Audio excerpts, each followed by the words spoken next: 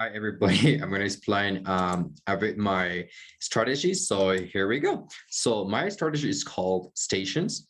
We're going to first review just a bit of what this is about. Okay, so they can be really good for reviewing, eliciting, launching topics, or going in a back and forth process for learning. Okay, so sometimes it involves reading, writing, interpreting, analyzing, or even all of them, or even more, let's say even more skills, depending on what you're going to do. This is a very versatile activity or strategy, better say strategy, that you're going to implement with your students, and so that you can have a really good output for them. Okay, so here we go. These are the instructions. You can pause the video if you want, or maybe you can just hear what I'm going to explain, throughout the whole video. Okay, here we go. Basically, you want first to split up your class. Okay, you're going to form groups. You can use a randomizer. You can, if you have time, you can also ask them to just choose randomly. And then what you're going to have here are the stations. You're going to prepare these stations and also the tasks. Okay, so it is really okay to use up to 6 groups so that the strategy can work really well. No more than that, I would recommend, because that will be really difficult then to just master, let's say, the cycling of the stations. Okay, so here are the stations. Let's imagine that in the first one you have a video reflection interpretation, and in the second one you have a reading of a situation. In the third one you have a short essay, and in the fourth one you have a discussion of integrated knowledge. Okay, so these are called the stations, or you can also call it breakout rooms if you're doing e-learning or e-learning or teaching, due to the actual situation. So let's see how they work. So first, as I said before, you have to have your stations and your task for each.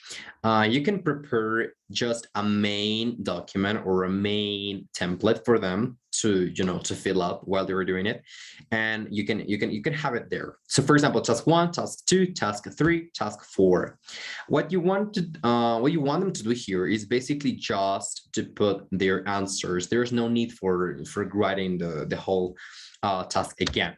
So let's imagine now, as I said, breakout room or a station. In one station, you're going to have the reflection or interpretation. And what I wanted to do with our class was that I wanted to integrate not only one topic. I mean, of course, it can be one topic, but it will be really good if we can just analyze it from different points of view. So I have here like two questions. Like, how important is interculturality? And should it be considered for an ESL or EFL lesson, and why? So see, this can be pretty simple, yet really, really good for eliciting information and making sure that your students are learning, or maybe you want to just see how they actually think from their own point of view. So yeah, let's say that you are in the second station, or the station number 2. You have a reading situation. I wanted to do something like a reflective teacher with our classmates, because it can be really good just to read something but reflect on that thing and then just construct a mind map. So it's a pretty simple task, okay, that you can complete it in 5 and 10. I'm going to explain times later. Let's say you are in station 3. You have a short essay writing. It shouldn't be that long, because what you want is just make sure that you're actually understanding with simple words. Yeah, so let's say that I have this one here that says literature circles, and then the topic for this task is going to be like what makes them great opportunities for learning, or what's the relationship with active learning, and what if they can just integrate it with a reflective teacher. That would be really amazing. So basically that's the idea. Okay, so in the fourth one you have a discussion of integrative knowledge. Sometimes I feel like this is just my favorite station, because it involves the teacher more than the other stations, because here you can have more of what the students are struggling with, or what their questions are, or sometimes you can just tell them, okay guys, so my point of view is this one.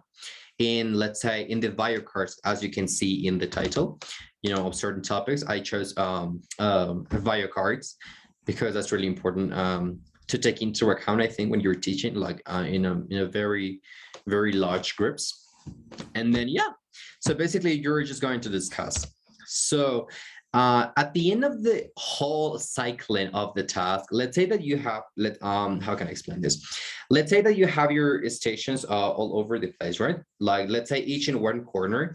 So there has to be a cycling process when, let's say, group one has to go over all of the stations, and so on with the second group, with the third group, and with the fourth group. Yeah. So it's pretty simple, really. It's pretty simple. What you want to have here in the final stage is just an integrated topic or topics. And in the task, I just put the summary of the learnings. It shouldn't be that long, as I said. It can be, I don't know, like maybe just 5 lines, 10 sentences, 20 sentences if they want to. You know, that's why it's very versatile. So now let's talk a bit about the good of this strategy. So this is really good when you're working with really, really large groups, but don't let the small groups discourage you because it's a really great strategy for implementing more critical thinking in your students' lives.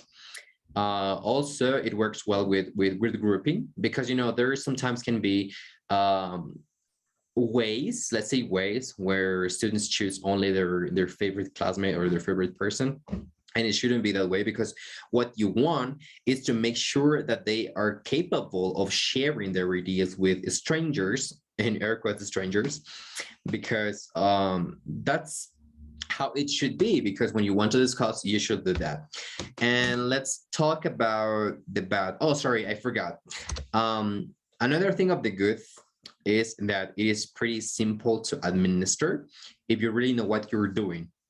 And what I mean with this is that if you already know what specific tasks you're going to apply for them, it's really, really simple to just apply it. And then the bad thing is that it takes quite some time to plan, like, for example, within the classroom, because you have, as a teacher, you have to go back and forth with all of these stations. But as I said, if you want to do the station of the integrated knowledge for the bio card, let's say, what you want is that maybe you can have a helper that's going to be like, okay, guys, so this is my point of view, and maybe I discussed with the teacher, you know, earlier, and basically that's it. Okay.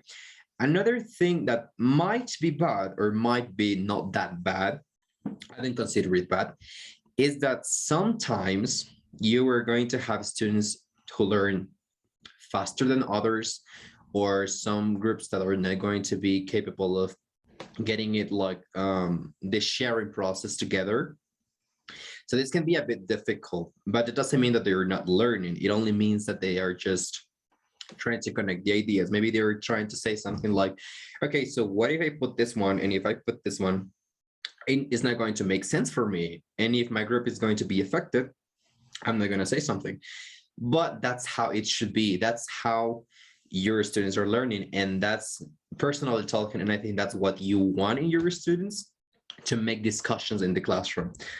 So yeah, that's basically my presentation. I hope you like it, and that's my email if you want to write or ask any questions about how this strategy works.